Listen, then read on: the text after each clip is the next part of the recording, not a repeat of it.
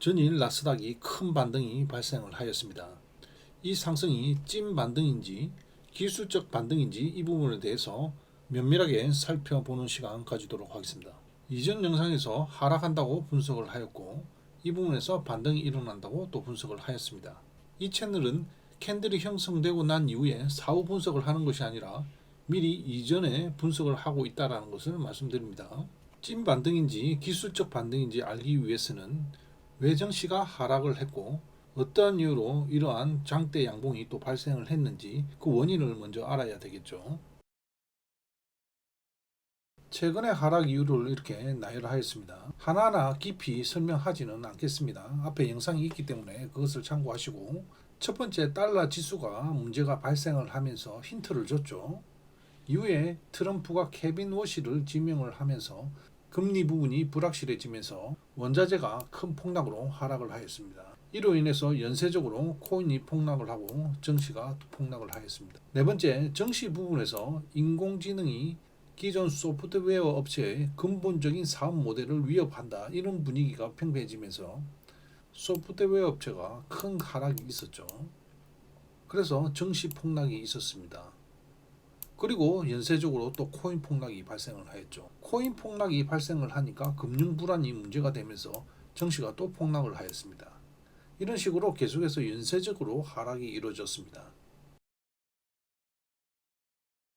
이번에는 반등한 이유에 대해서 살펴보도록 하겠습니다.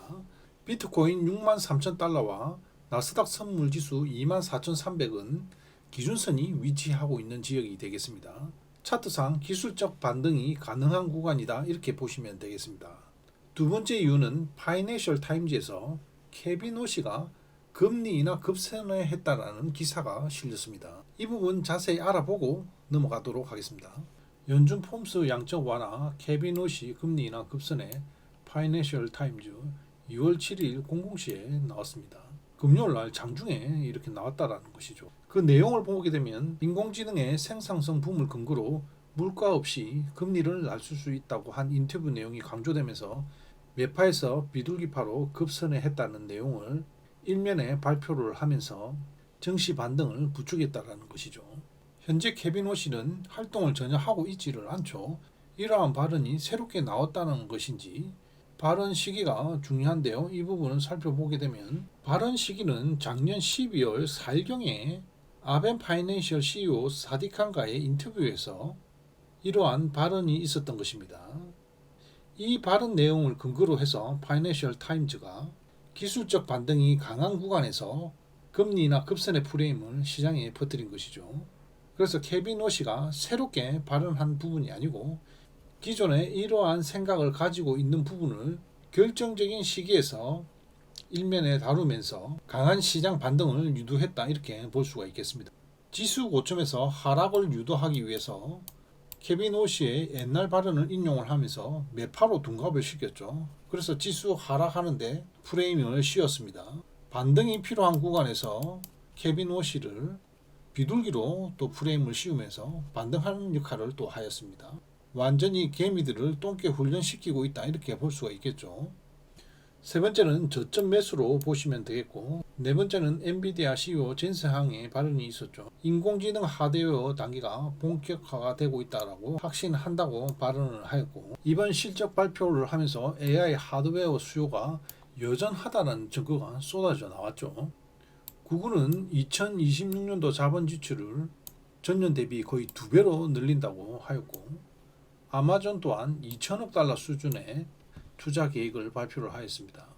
마이크로소프트, 메타 등도 대규모 캐파를 예고를 하였고, 빅테크 4사에 합친 AI 관련 지출이 6,500달러와 7천억 달러에 달할 전망이다, 이런 부분들이 있었기 때문에 엔비디아 8%, 브로드컴 7%, 반도체 ETF가 15% 상승하는 기염을 토해냈습니다. 반등의 전체적인 구조를 보게 되면 완벽하다고 할 수가 있겠죠.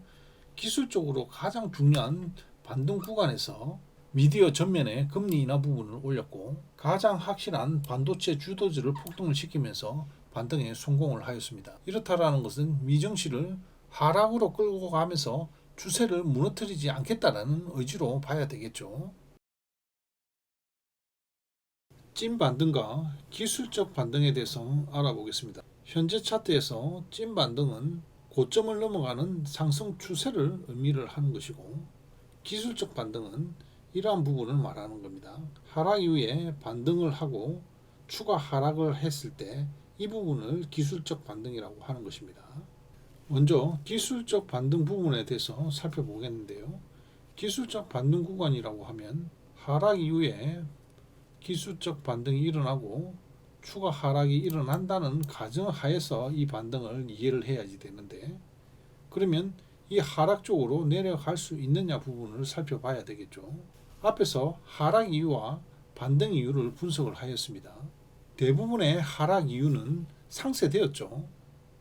그렇기 때문에 이 밑쪽으로 내려가는 하락 흐름은 나타나기 어렵다 이렇게 볼 수가 있겠습니다. 그래서 금요일날 생성한 이 상승 부분에 대해서는 기술적 반등보다는 찐 반등에 가깝다고 할 수가 있겠죠. 자, 현재의 캔들은 목요일날 하락했던 캔들에 장악형 캔들이 발생을 하였습니다. 기술적 반등이었다면 122평선을 올라타는 흐름이 발생하면 안 되죠. 올라간다고 하더라도 윗꼬리를 맞고 내려와서 마감이 되어야 됩니다. 그래서 이런 식으로 횡보를 하다가 추가 하락이 다시 일어나야지 기술적 반등이라고 볼 수 있는데, 현재 부분은 이평선을 다시 올라탄 상태입니다. 현재 상태에서 이 반등은 기술적 반등은 아니라고 보여집니다. 그러면 찐 반등에 대해서 살펴보겠는데요. 전체 차트를 보게 되면 상승 이후에 횡보 과정을 거치고 있습니다. 24,000원을 기준으로 해서 박스 하단, 26,300을 기준으로 해서 박스 상단이 되겠습니다. 그러면 전체적으로 봤을 때 횡보 과정에 있다 이렇게 볼 수가 있는 것이죠. 현재 상태에서 기술적 반등은 아니라고 할 수가 있는 것이고, 찐 반등이 될 수도 있고 아니면 전체적으로 박스 구간에 위치한 반등이다 이렇게 볼 수가 있겠습니다. 현재 상태에서 박스를 돌파하고 이런 추세적인 흐름이 나타나기에는 시기적으로 좀 맞지 않다고 보입니다. 그래서 박스 흐름이 상당 기간 더 진행이 되어야지만이 위쪽으로 넘어갈 수 있는 흐름이 되지 않을까 이렇게 예상이 됩니다. 그리고 박스 하단 쪽으로 이탈하는 흐름이 나타나려고 한다면 강력한 악재가 동원이 되어야지 됩니다. 첫 번째, 금리 인상 같은 유동성 문제를 터뜨려야지만이 이런 부분을 이탈할 수가 있다고 보이고, 두 번째는 대만 전쟁 같은 상당히 파급력 효과가 큰 이러한 부분이 있지 않는 이상은 이 하단 밑으로 내려가기는 힘들다 이렇게 보시면 되겠습니다. 전체적인 차트를 이렇게 이해를 하시면 되겠습니다. 현재 이 구간까지는 미증시가 가지고 있는 기본적인 가치다 이렇게 보시면 되겠고, 위쪽으로 오는 프리미엄 기대감이라고 이렇게 보시면 되겠습니다.